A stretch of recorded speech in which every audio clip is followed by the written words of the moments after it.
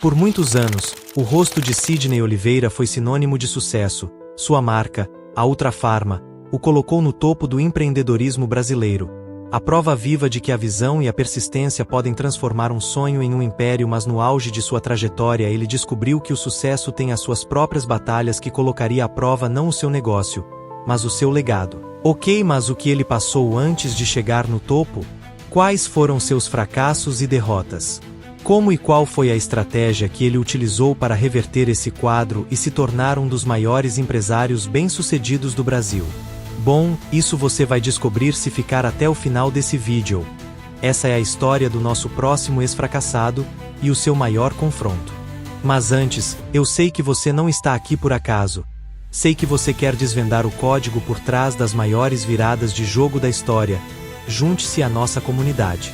Inscreva-se para transformar a sua mentalidade e descobrir o caminho para a sua própria vitória.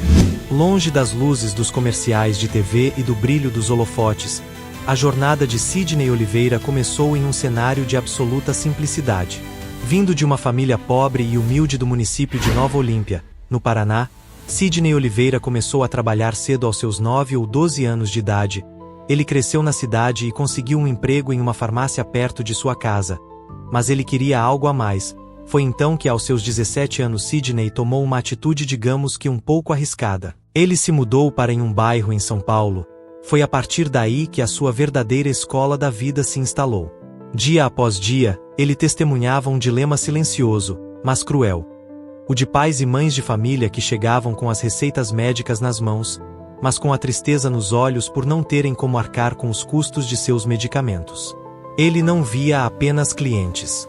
Via a injustiça em cada rosto, a dor em cada recuo diante de um preço inacessível.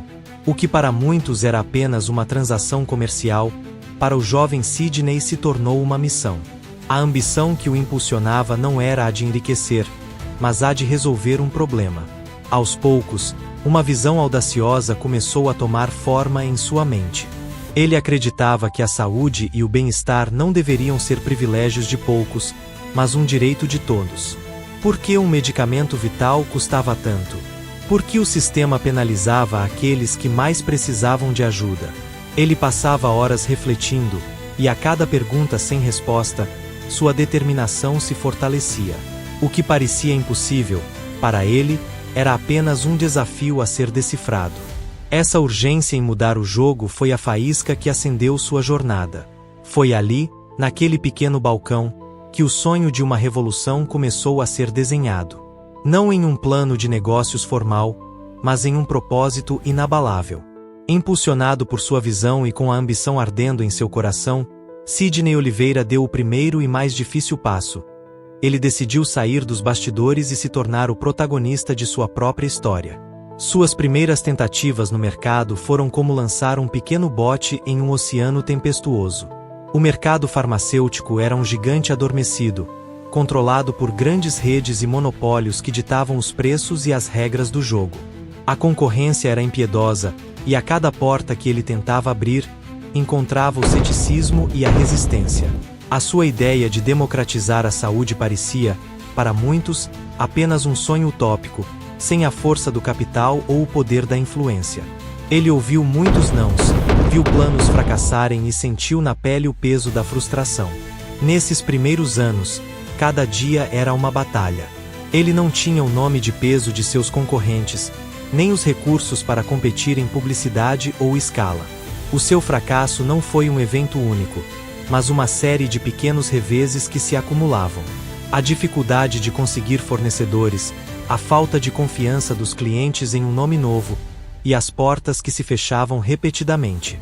O sonho de uma farmácia acessível se via constantemente ameaçado pela falta de dinheiro e pela dura realidade dos negócios. Ele falhou em conquistar uma fatia significativa do mercado e se viu em um beco sem saída. Mas o que seria o fim da linha para muitos, para Sidney, se tornou a sua escola mais importante. Cada não foi uma lição. Cada porta fechada, um aprendizado. Ele entendeu que não bastava ter uma boa ideia. Era preciso uma estratégia de guerra.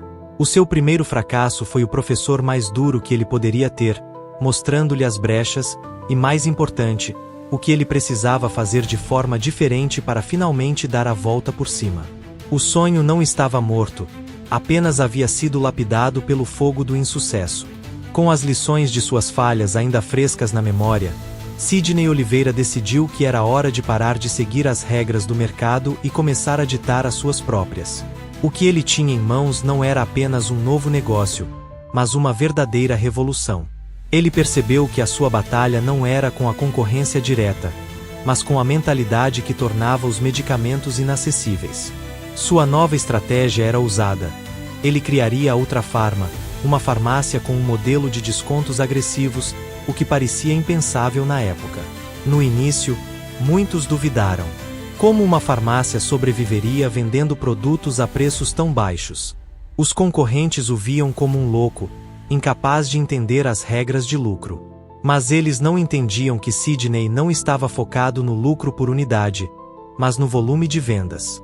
Sua grande aposta era que, ao tornar os medicamentos acessíveis, ele conquistaria a lealdade de milhões de consumidores. E foi exatamente isso que aconteceu. A ideia, que antes parecia um delírio, se tornou uma febre. Sua inovação não parou nos preços. Ele utilizou o marketing de forma nunca vista antes no setor. Seu rosto se tornou a marca, a voz que garantia a promessa de preços baixos. Ele transformou a relação entre farmácia e cliente, de uma simples transação, para uma relação de confiança. A Ultrafarma se expandiu rapidamente, e o que era um sonho de um jovem empreendedor se tornou um império. Ele não apenas construiu um negócio, ele forçou a concorrência a se adaptar. Os preços em todo o mercado começaram a cair, e a sua visão de democratizar a saúde se tornou realidade para milhões de brasileiros. A visão que Sidney Oliveira teve no balcão de uma farmácia se transformou em um império de proporções monumentais. A Ultrafarma não era apenas uma rede de lojas, era um fenômeno cultural.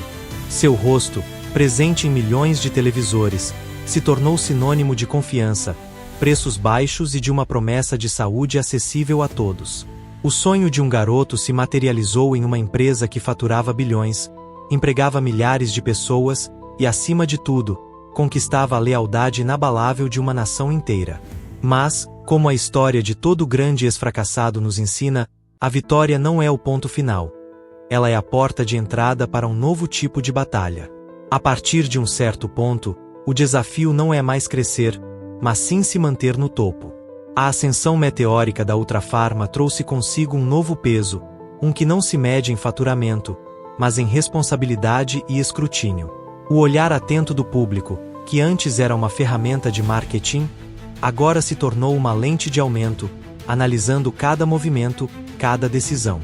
A concorrência nos negócios, ele já sabia como enfrentar. Mas como se prepara um líder para a batalha da reputação? O jogo mudou de regras. As armas não eram mais preço ou publicidade, mas a confiança de um público que o via como um herói. E, no mundo moderno, essa confiança é um ativo tão valioso quanto frágil. Manter uma imagem de perfeição, de retidão e de infalibilidade tornou-se um confronto diário e silencioso. A sua trajetória, antes um exemplo de triunfo sobre as adversidades do mercado, agora o colocava em um patamar onde os desafios eram menos sobre negócios e mais sobre a própria vida. O peso da coroa que ele construiu se tornou o seu maior obstáculo.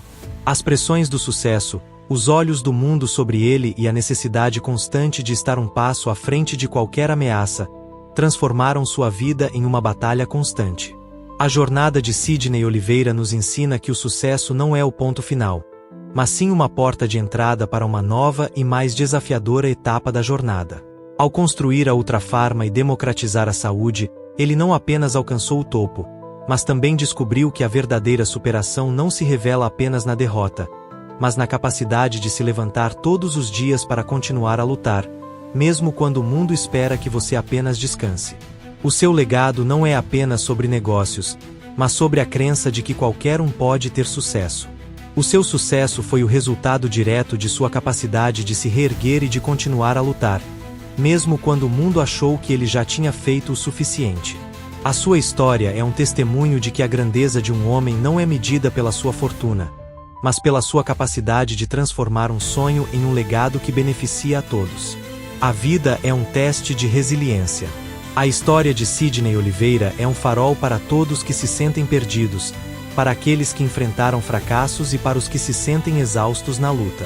Ela nos mostra que o sucesso não é uma linha reta, mas uma montanha-russa de altos e baixos, de vitórias e derrotas. O fracasso não é o oposto do sucesso, é uma parte fundamental do processo. A verdadeira superação não está em nunca cair, mas em ter a coragem de se levantar cada vez que a vida te derruba. O sucesso de Sidney Oliveira não foi um golpe de sorte. Foi uma consequência direta de sua capacidade de transformar cada obstáculo em um trampolim. Ele nos prova que, não importa o quão grande seja a queda, a sua capacidade de se reerguer será sempre maior. Então, se você, assim como ele, já se sentiu um fracassado, saiba que essa é a sua oportunidade. A sua história não está definida pelo seu passado, mas pela forma como você vai se levantar e continuar a lutar. E a lição mais importante de todas é que o sucesso verdadeiro pertence àqueles que nunca desistem.